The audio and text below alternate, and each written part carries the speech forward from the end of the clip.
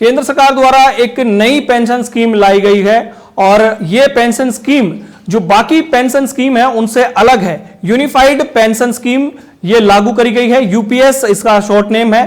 पहले जो pension scheme थी ओपीएस, एनपीएस और अब यूपीएस, इनमें क्या क्या अंतर है हम आपको बताते हैं। ओपीएस में जो कर्मचारी को आखिरी मूल वेतन का 50% पेंशन के रूप में मिलता था, कर्मचारी का कोई योगदान नहीं होता था। योजना में केवल सरकारी कर्मचारी शामिल होते थे।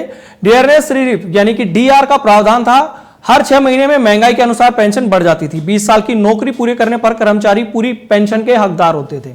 वहीं एनपीएस में निवेश के आधार पर पेंशन मिलती थी। एनपीएस इसमें निवेश के आधार पर सरकारी और निजी सभी कर्मचारियों के लिए पेंशन होती थी।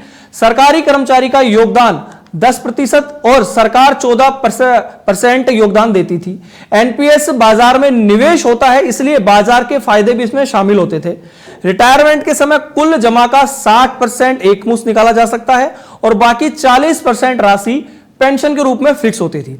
अब जो यूपीएस नई जो स्कीम लेकर आई है उसमें कर्मचारी जिस दिन रिटायर होगा उससे पहले के 12 महीने में बेसिक सैलरी का औसत निकाला जाएगा।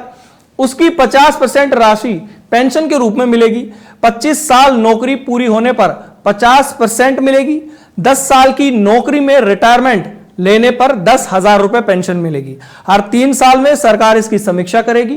कर्मचारी की मौत हो जाने पर जीवन साथी को 60% पेंशन मिलेगी। इसकी गणना मौत की आखिरी महीने की बेसिक सैलरी से होगी। तो ये जो नई सैलरी के लिए जो नई पेंशन की स्कीम आई है, इसमें अगर 10 साल कोई नौकरी करता है तो उसकी जो पेंशन होगी वो न्यूनतम 10,000 होगी और बाकी जो क्राइटेरिया है हमने आपको बताए हैं।